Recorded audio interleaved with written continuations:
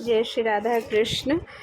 उद्धव जी के बारे में कल ध्रुव जी के साथ ही मैंने वीडियो में डालने की कोशिश की थी, पर पूरा आ नहीं पाया था। तो आज आते हैं ध्रुव जी के बाद श्री उद्धव जी। उद्धव जी भगवान के सखा भक्त थे। वो बृहस्पति जी के शिष्य और तत्व ज्ञान के प्रकांड पंडित थे। अक्रूर के साथ जब भगवान ब्रज से मथुरा आ गए और कंस को मारकर सब यादवों को सुखी बना दिया, तब भगवान ने एकांत में अपने प्रिय सखा उद्धव को बुलाकर कहा, उद्धव, ब्रज की गोपनाएं मेरे वियोग में व्याकुल होंगी, उन्हें जाकर तुम समझा आओ, उन्हें मेरा संदेश सुना आओ कि मैं तुमसे अलग नहीं, सदा तुम्हारे ही साथ हूँ। वस्तुतः भगवान की इच्छा थी कि शुष्क ज्ञान के उपासक उद्धव जी प्रेम की माधुरी का अनुभव कर अपने जीवन को सफल बना सकें।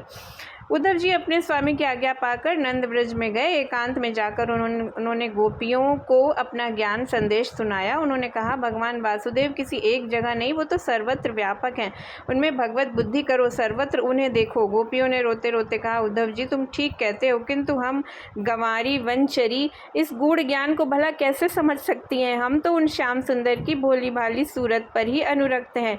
उनके ऐसे अलौकिक प्रेम को देखकर उद्धव जी अपना समस्त ज्ञान भूल गए और अत्यंत करुणा के स्वर में कहने लगे, वंदे नंद व्रज स्त्रीणां पादरेणुमभीक्षणशः यासां हरिकथोद्गीतं पुनाति भुवनत्रयम्।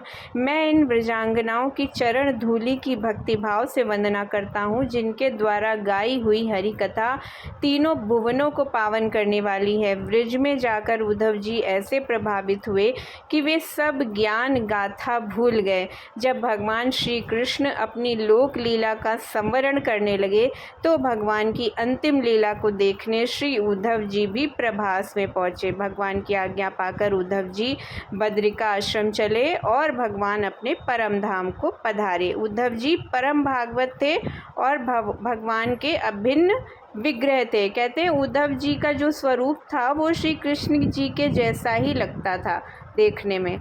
तो उद्धव जी भगवान के हरिवल्लभ भक्तों में श्रेष्ठ भक्तों की श्रेणी में आते हैं। जय श्री राधा कृष्ण।